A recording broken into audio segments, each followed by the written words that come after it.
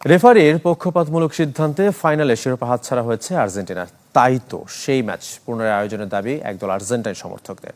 নিজেদের পক্ষে জনমত গড়তে এরা মাঝেই শুরু করেছে অনলাইনে গণস্বাক্ষর, যেখানে পড়েছে প্রায় 1 লাখ স্বাক্ষর। এর আগে আর্জেন্টিনাকে বিশ্বকাপ থেকে স্থায়ীভাবে বহিষ্কারের দাবিতে এক পিটিশনে স্বাক্ষর করে 2,32,00,000-এর বেশি মানুষ। বিশ্বকাপ ফাইনালের নিষ্পত্তি মাঠে হলেও তার রেশ এখনও চলমান। শিরোপার লড়াইয়ে নিজেদের সেরাটা না দিতে পারলেও আর্জেন্টিনার সমর্থকদের মতে অবিচার করা হয়েছে সাবেক চ্যাম্পিয়নদের সাথে।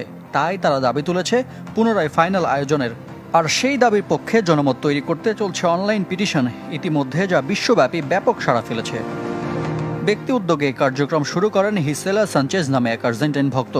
তার দাবি, নিউ জার্সির 19 তারিখের ফাইনালে আলবিসেলেস্তেদের সাথে চরম অবিচার করেছেন স্লোভেনিয়ান রেফারি স্লাভকো ভিনসিচ। পিটিশনে ম্যাচের কোনো নির্দিষ্ট ঘটনার কথা উল্লেখ করা হয়নি। তাদের দাবি, কেবল আর্জেন্টিনা নয়, ফুটবলের নিরপেক্ষতার স্বার্থে এটি জরুরি। 24 ঘন্টায় এই পিটিশনে সাড়া দিয়েছে প্রায় 1 লাখ মানুষ, যারা সবাই আর্জেন্টিনার সমর্থক। তবে এর ভিন্ন ছবিও আছে। বিশ্বকাপ থেকে আর্জেন্টিনাকে স্থায়ীভাবে বাদ দেওয়ার দাবিতে ফাইনালের আগে শুরু হয় এক অনলাইন জরিপ। ইউরোপিয়ান গণমাধ্যম গোল ও ইউরোস্পোর্টসের খবর অনুযায়ী জরিপের শিরোনাম ছিল আর্জেন্টিনা আউট, যেখানে মূল দাবি ছিল আর্জেন্টিনাকে বিশ্বকাপ থেকে বাদ দিয়ে বাকি দলগুলোর জন্য টুর্নামেন্টে সমান সুযোগ নিশ্চিত করা।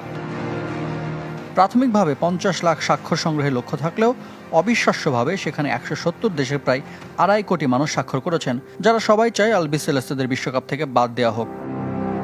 ফাইনালে আর্জেন্টিনার বিপক্ষে স্পেন জিতলে চ্যাম্পিয়নদের শুভেচ্ছা জানায় পিটিশনকারীরা। এদিকে শিরোপা ধরে রাখতে না পারায় আর্জেন্টিনার জার্সিতেও আসছে পরিবর্তন। বুক থেকে সরিয়ে ফেলা হবে বিশ্বকাপ চ্যাম্পিয়ন প্যাচ। এখন থেকে যেখানে শোভা পাবে কোপা আমেরিকা চ্যাম্পিয়ন স্টিকার।